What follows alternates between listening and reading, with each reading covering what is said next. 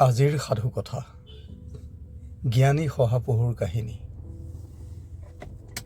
এসময়ত এখন ঘন অৰণ্যত এটা শহাপহুৱে বাস কৰিছিল। শহাপহুটো অতি বুদ্ধিয়ক আছিল। তাৰ শৰীৰত কোমল আৰু গাঢ় বাদামী ৰঙৰ নোম আছিল, যিবোৰ হাবিৰ মাটিৰ লগত সহজে মিলি গৈছিল। শহাপহুটোৱে নিজৰ বুদ্ধিমত্তাৰে সমগ্ৰ অৰণ্যতে এক বিশেষ স্থান অধিকাৰ কৰিছিল।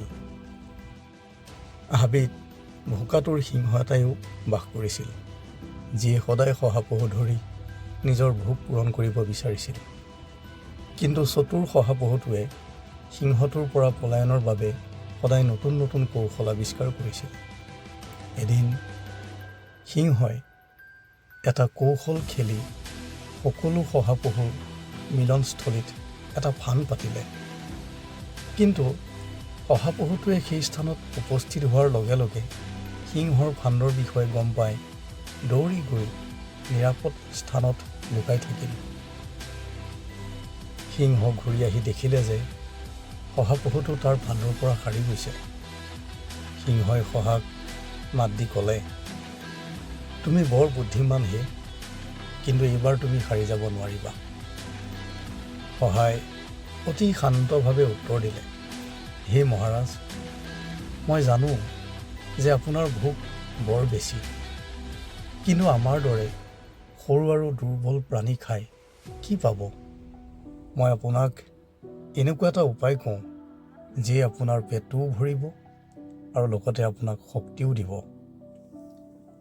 শহাপহুটোৰ কথাখিনি সিংহই আগ্ৰহেৰে শুনিলে আৰু মান্তি হ'ল। চতুৰ শহাপহুটোৱে সিংহটোক ক'লে যে হাবিখনৰ সিটো পাৰে এটা পুখুৰী আছে আৰু তাত বহুত ডাঙৰ ডাঙৰ মাছ আছে। সিংহই যদি সিহঁতক খায় তেন্তে পেট ভৰি পৰিব। শহাৰ কথাত সন্মতি দি সিংহই পুখুৰীৰ ফালে আগবাঢ়িল।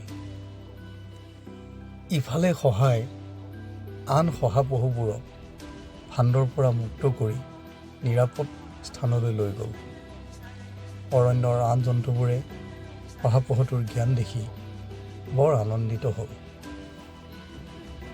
আনফালে সিংহই পুখুৰীৰ ওচৰ পাই দেখিলে যে সঁচাকৈয়ে মাছবোৰ বৰ ডাঙৰ আৰু শকত শকত। সিংহই মাছ চিকাৰ কৰি খাই পেটটো ভৰাই শহাৰ উপদেশৰ শলাগ ল'বলৈ ধৰিলে। আৰু সেইদিনাৰ পৰাই সিংহই শহাপহু চিকাৰ কৰা বন্ধ কৰি দিলে আৰু শহাপহুটোৱে নিজৰ বুদ্ধিমত্তাৰ বাবে সমগ্ৰ অৰণ্যতে বিখ্যাত হৈ পৰিল। এই কাহিনীৰ পৰা আমি জ্ঞান লাভ কৰিব পাৰোঁ যে বুদ্ধি আৰু চতুৰতাৰে আমি যিকোনো ভয়ানক পৰিস্থিতিৰ পৰা ওলাই আহিব পাৰোঁ। আমি সদায় আমাৰ সামৰ্থ্যৰ ওপৰত বিশ্বাস ৰাখি সংকটৰ সন্মুখীন হ'ব লাগিব। পুনৰ এটি নতুন সাধু কথাৰে শীঘ্ৰেই তোমালোকৰ ওচৰলৈ আহিম।